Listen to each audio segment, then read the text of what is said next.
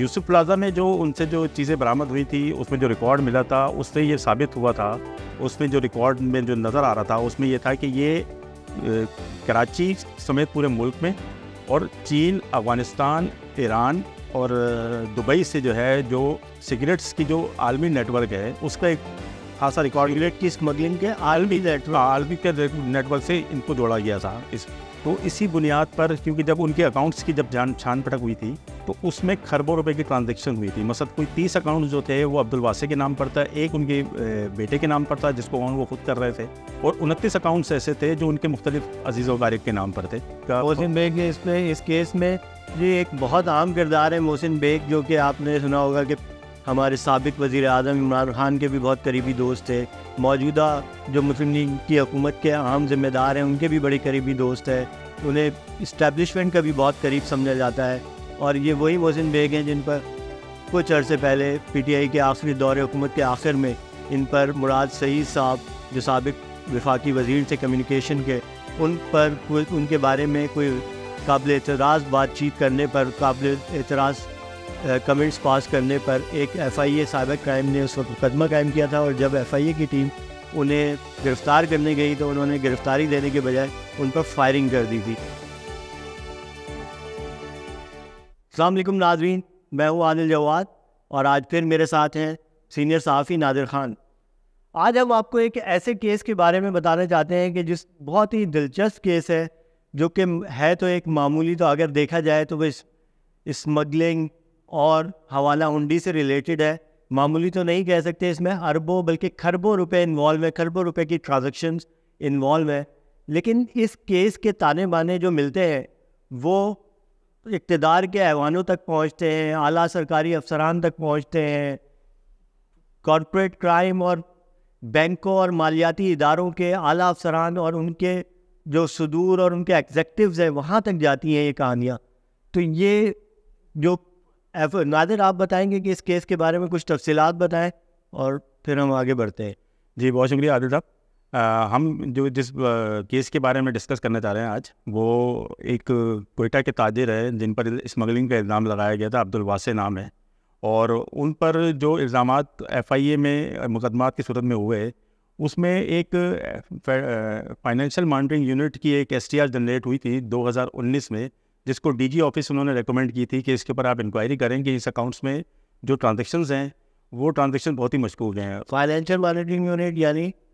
وہ یونٹ جو کہ جو ایف اے ٹی ہے، financial action task force international, اس کے تحت کام کرتا ہے، اور یہ بنیادی طور پہ پاکستان اس کا سگنیٹری ہے، اور پاکستان کی اس آبلیگیشن کے تحت فائنینشیل مانیٹرنگ یونٹ وزارت خزانہ کے ڈائریکٹلی براہ راست انڈر میں کام کرتا ہے، جس کا کام ہے کہ وہ بینکوں میں ہونے والی ٹرانزیکشنز کی مانیٹرنگ کرے، اور اس میں اگر کوئی غیر معمولی ٹرانزیکشن ہوتی ہے، یعنی ایک کا اکاؤنٹ اگر اس کی منتھلی یا سالانہ اس کی ٹرانزیکشنز کی لمٹ چند کروڑ ہے اور وہ اچانک اربوں ہو جاتی ہے، تو وہ اس غیر معمولی اتار چڑھاؤ کو دیکھتے ہیں، اور اس کے بعد پھر وہ اپنی ریکمنڈیشنز کے ساتھ مختلف قانون نافذ کرنے والے اداروں کو، جس میں F I a, NAB, customs, a N F شامل ہیں۔ بالکل۔ اچھا، یہ ہوا یہی تھا کہ جب شروع میں اس کو انکوائری کو مارک کیا گیا تھا ایف آئی اے راولپنڈی کے لیے، لیکن اس میں جو بیشتر اکاؤنٹس تھے وہ سب سے زیادہ، اور ان کے جو دفاتر تھے وہ کراچی میں ملے تھے ایف آئی اے کو انکوائری میں، تو اس لیے وہ ایف آئی اے راولپنڈی سے وہ case F I A state bank circle Karachi میں منتقل کر دیا گیا تھا 2021 میں۔ تو جب اس کے اوپر انکوائری جب شروع ہوئی باقاعدہ، تو 2021 میں اس وقت ایک سب انسپیکٹر تھے احمد میرانی، انہوں نے نوٹس دے کے طلب کیا تھا عبدالواسع کو، اور ان سے ان کی جو ٹرانزیکشن سے متعلق، وہ کاروبار سے متعلق ریکارڈ طلب کیا تھا، لیکن وہ اپنا کوئی خاطر خواہ اس میں کوئی جواب نہیں دے سکے تھے۔ تو اسی بنیاد پر اس وقت F I A state bank circle کی ٹیم نے خالد بن ولید روڈ پر ان کے جو پرانے کاروں کا شو روم، اور بولٹن مارکیٹ میں یوسف پلازا میں جو ان کا دفتر تھا، مرکزی دفتر، اس پر وہ چھاپا مارا تھا۔ اچھا، یوسف پلازا میں جو ان سے جو چیزیں برآمد ہوئی تھی اس میں جو ریکارڈ ملا تھا اس سے یہ ثابت ہوا تھا، اس میں جو ریکارڈ میں جو نظر آ رہا تھا اس میں یہ تھا کہ یہ کراچی سمیت پورے ملک میں اور چین، افغانستان، ایران اور دبئی سے جو ہے جو سگریٹس کی جو عالمی نیٹ ورک ہے اس کا ایک خاصا ریکارڈ، سگریٹ کی اسمگلنگ کے عالمی نیٹ ورک سے ان کو جوڑا گیا تھا۔ یعنی یہ اس لیول کا فراڈ تھا جو کہ مطلب کی پلیئر تھا اسی عالمی۔ آپ ایف بی آر کی آپ ہمیشہ آپ اشتہاری میں مطلب بلینز آف روپیز کے کیا تو نہیں تھا. ٹیکس چوری میں اگر دیکھا جائے تو بلینز آف روپیز کی ٹیکس چوری میں, چونکہ ٹوبیکو ایک ایسی انڈسٹری ہے کہ جو کہ پاکستان میں بہت زیادہ اسمگلنگ کا بہت بڑا پرابلم ہے. اکثر اوقات یہاں پہ لوکل سگریٹ جو ہے وہ سستی ہے اور وہ مہنگی ہے, اور امپورٹڈ سگریٹس آپ کو سستی مل رہی ہوتی ہے. ایسی بہت ساری کمپنیاں چھوٹی چھوٹی آ گئی ہیں. اچھا, جب اس کیس سے متعلق ہوا تھا تو اس وقت 2021 میں پاکستان FATF کی گرے لسٹ میں تھا. تو اسی بنیاد پر, کیونکہ جب ان کے اکاؤنٹس کی جب چھان پٹک ہوئی تھی تو اس میں کھربوں روپے کی ٹرانزیکشن ہوئی تھی. مثلا کوئی 30 اکاؤنٹ جو تھے وہ عبدالواسع کے نام پر تھا, ایک ان کے بیٹے کے نام پر تھا جس کو وہ خود کر رہے تھے, اور 29 اکاؤنٹس ایسے تھے جو ان کے مختلف عزیز و اقارب کے نام پر تھے, لیکن اس کی بھی سگنیچری اتھارٹی عبدالواسع کے پاس ہی تھی اس پہ. تو جب اس سے ان اکاؤنٹس کے بارے میں پوچھا گیا کہ بھائی آپ اس کی ٹرانزیکشن کیونکہ 5 یا 6 برس کا ایسا ریکارڈ تھا جس میں بینکنگ حکام نے یہ دعویٰ کیا تھا کہ مثلا یومیہ اس میں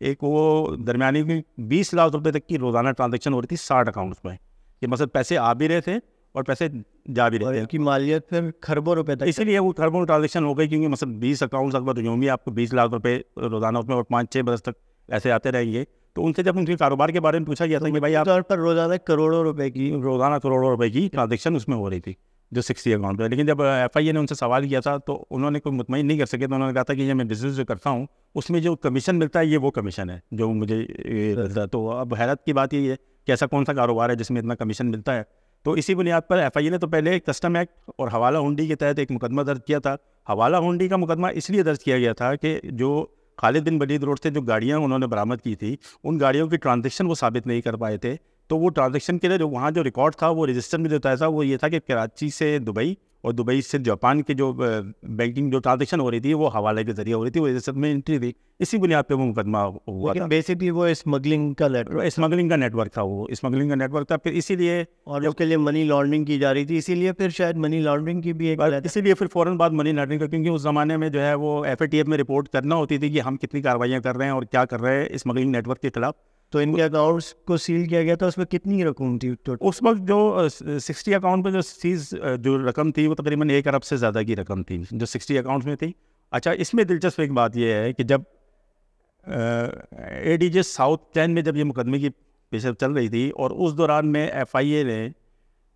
ایک حوالہ ہنڈی کا جو کیس تھا اس سے وہ دستبردار ہو گئے تھے, اس کی حوالہ ہنڈی کے چالان تھے. اس کا فائدہ عبدالواسع کو یہ ہوا, اس کی وجہ یہ تھی کہ محسن بیگ, آپ نے نام سنا ہوگا محسن بیگ کا. محسن بیگ اس کیس میں جی ایک بہت عام کردار ہے محسن بیگ, جو کہ آپ نے سنا ہوگا کہ ہمارے سابق وزیر اعظم عمران خان کے بھی بہت قریبی دوست تھے, موجودہ جو مسلم لیگ کی حکومت کے اہم ذمہ دار ہیں ان کے بھی بڑے قریبی دوست ہیں, انہیں اسٹیبلشمنٹ کا بھی بہت قریب سمجھا جاتا ہے. اور یہ وہی محسن بیگ ہیں جن پر کچھ عرصے پہلے PTI کے آخری دور حکومت کے آخر میں ان پر مراد سعید صاحب جو سابق وفاقی وزیر تھے کمیونیکیشن کے, ان پر ان کے بارے میں کوئی قابل اعتراض بات چیت کرنے پر, قابل اعتراض کمنٹس پاس کرنے پر ایک FIA سابق کرائم نے اس وقت مقدمہ قائم کیا تھا. اور جب FIA کی ٹیم انہیں گرفتار کرنے گئی تو انہوں نے گرفتاری دینے کے بجائے ان پر فائرنگ کر دی تھی, اور اسی وجہ سے یہ واقعہ جو ہے ٹی وی چینلز پہ اور اخبارات میں بہت زیادہ پبلش ہوا تھا. تو یہ وہی محسن بیگ ہے. تو یہ محسن بیگ صاحب واسع جو کہ انٹرنیشنل جو ٹوبیکو کی اسمگلنگ کا انٹرنیشنل نیٹورک ہے اس کو اس کا جو پاکستان کے وہ ہے نمائندے ہیں سمجھ لیں اس طرح, یا پاکستان میں جو اس سے کنیکٹڈ ہے سب سے بڑے ٹوبیکو کے اسمگلنگ کا نیٹورک سے, ان کے سفارشی تھے محسن بیگ صاحب. جی FIA نے اسی بنیاد پر, کیونکہ معاملہ یہ ہوا تھا کہ عبدالواسع نے جو تفتیشی افسر احمد میرانی تھا اس پر یہ الزام عائد کیا تھا کہ انہوں نے مجھ سے 40 کروڑ روپے رشوت طلب کی ہے, اور اسی جب میں نے 40 کروڑ روپے ان کو رشوت نہیں دی تو اسی بنیاد پر انہوں نے میرے خلاف مقدمہ درج کیا تھا. تو FIA اینٹی کرپشن سرکل میں ایک انکوائری اسی بات پہ شروع ہوئی تھی کہ جب محسن بیگ نے یہ دباؤ احمد میرانی پر اور اس وقت کے جو ڈائریکٹر تھے عامر فاروقی ان کو دباؤ میں لینا شروع کیا تھا, تو وہ ایک کمپلین فائل ہوئی تھی FIA کی طرف سے جس کے اوپر FIA اینٹی کرپشن سرکل میں محسن بیگ کے خلاف بھی ایک FIR درج ہوئی تھی جو زیادہ عرصہ چل تو نہیں سکی تھی کیونکہ ظاہر ہے وہ حکومت ہی تبدیل ہو گئی اس کے بعد. بالکل محسن بیگ صاحب جو ہے وہ عامر فاروقی صاحب کو جانا پڑ گیا, عامر فاروقی کو جانا پڑ گیا, ثناء اللہ عباسی کو جانا پڑ گیا پھر اس میں. لیکن ثناء اللہ عباسی اور عامر فاروقی نے جاننے سے پہلے جب یہ حکومت کی تبدیلی ہو چکی تھی تو اس وقت یہ ہوا تھا کہ دستبردار حوالہ ہنڈی کے جو چالان سے وہ کورٹ سے ہو گئے تھے. اس کا ایک فائدہ عبدالواسع کو یہ ہوا تھا کہ عبدالواسع کے اکاؤنٹس کی بحالی کے لیے کورٹ نے آرڈر دے دیا تھا کہ ان کے اکاؤنٹ بحال کیے جائیں, جس کے لیے F I A state bank circle کی اس وقت کی جو ٹیم تھی اس ٹیم نے اس فیصلے کے خلاف ہائی کورٹ سے رجوع کرنے کے لیے زونل آفس کو تحریری طور پر لکھا تھا کہ کرمنل پروسیڈنگ بینکوں کے خلاف کی جائے, کیونکہ انہوں نے ایک ایکیوز کے کہنے پر ان کے اکاؤنٹس بحال کر دیے ہیں اور انہوں نے ہیوج اماؤنٹس جو ہے ان 2-4 اکاؤنٹس سے وہ نکال لی گئی ہے, جو بڑے اکاؤنٹس تھے جس میں کوئی 1 ارب روپے کے لگ بھگ جو رقم تھی وہ ایک دن میں ہی نکال لی گئی تھی. اور تو بینکوں نے ڈائریکٹ ہی یعنی اس کو بالکل بینک یہ ویسے بینکوں کا جو ایک کارپوریٹ کرائم کی دنیا میں بینکوں یا مالیاتی اداروں کا بھی ایک بڑا بہت ہی اہم کردار ہے, اور وہ کارپوریٹ کرائم میں ان کے ایگزیکٹو لیول کے لوگ انوالو ہیں, اور ایف آئی اے کو کس طرح وہ ایک ریکوری ایجنسی کے طور پہ یوز کرتے ہیں, کس طرح ہر بینک کی ایک انویسٹمنٹ کمپنیز کے نام پہ اپنے کھاتے داروں کو بہت زیادہ چونا لگایا جاتا ہے یا ان کے ساتھ ڈس آنیسٹی کی جاتی ہے, اور بینکوں پہ ہونے والے جو فراڈس, کھاتے داروں کے ساتھ ہونے والے فراڈس پہ بھی جو کس طرح اور دیگر اداروں کو مینیج کیا جاتا ہے کہ ان بینکوں کا نام نہ آئے بلکہ کھاتے داروں پہ ہی وہ سارا ملبہ ڈال دیا جائے. اس پہ ہم ایک علیحدہ سے پروگرام کریں گے. اس میں ویسے کون سے بینک کے اکاؤنٹس ہیں جن میں زیادہ پیسے؟ یہ اس میں 2 بینک ہیں, میزان بینک اور بینک الحبیب. ان کی جو بولٹن مارکیٹ میں یوسف پلازا کے قریب جو برانچز ہیں دونوں, اس میں 2 ایسے اکاؤنٹس ہیں جس میں ہیوج اماؤنٹ تھی اور وہ تقریباً 1 ارب روپے کے لگ بھگ تھی, جو ایک آرڈر پر ایف آئی اے سے پوچھے بغیر انہوں نے ایف آئی اے کے عدالتی آرڈر کے خلاف جا سکتا تھا, اس پہ اپیل کر سکتا. F I A state bank circle نے دونوں بینکوں کی انتظامیہ کو یہ متنبہ کیا تھا کہ بھائی آپ نے کیسے جو ہے وہ اکاؤنٹس کو بحال کیا, جبکہ عدالت نے آرڈر ایف آئی اے کو کیا تھا, بینکوں کو نہیں کیا تھا, اور آپ نے ایکیوزڈ کے لیٹر کے اوپر آپ نے ان کے اکاؤنٹ بحال کر دیے اور انہوں نے ساری رقم نکلوا دی. تو جس پر دونوں بینکوں کی انتظامیہ تھی, انہوں نے فوری طور پہ وہ اکاؤنٹس کو فوری بلاک کر کے دوبارہ جب وہ رقم نکلوائی جا چکی تھی, اس میں کوئی پیسہ صفر کوئی انکوائری شروع ہوئی. پھر یہ ہوا کہ F I A state bank circle نے اس کیس کے خلاف اور دونوں بینکوں یعنی میزان بینک اور بینک الحبیب کے خلاف کرمنل پروسیڈنگ کے لیے زونل آفس میں درخواست دی کہ ان کے خلاف کرمنل پروسیڈنگ کیا جائے. اور ایف آئی اے جو اس وقت عامر فاروقی تھے, ان کو یہ کیا گیا, لیکن وہ اس کے اوپر کوئی فردر آگے بات بڑھی نہیں, اور وہ کیونکہ اس وقت حکومت کے سائنی اور یہ سب چیزیں ہو چکی تھی.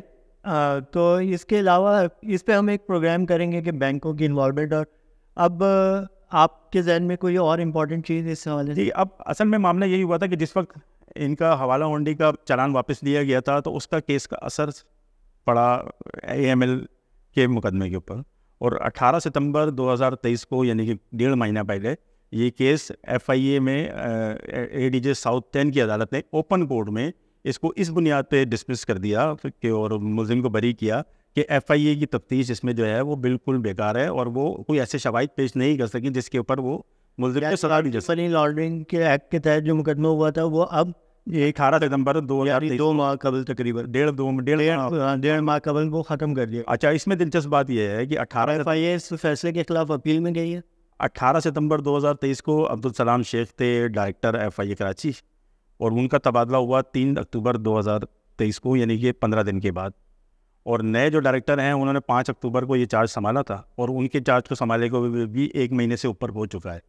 اس دوران میں جو سلام شیخ کی سربراہی میں جو بورڈ میٹنگز ہوئی اور جو 1 ماہ میں جو بورڈ میٹنگ ہوئی ایف آئی اے کراچی کے حوالے سے, اس میں کہیں بھی اس کیس کے اوپر ڈسکشن نہیں کی گئی. حالانکہ جس وقت اوپن کورٹ میں یہ فیصلہ عدالت نے سنایا تھا جج نے, تو اس وقت اے ڈی لیگل صادق میتلو صاحب, آپ کی بات صحیح ہے, ڈپٹی ڈائریکٹر جو ہے ڈپٹی ڈائریکٹر, میں نے پہلے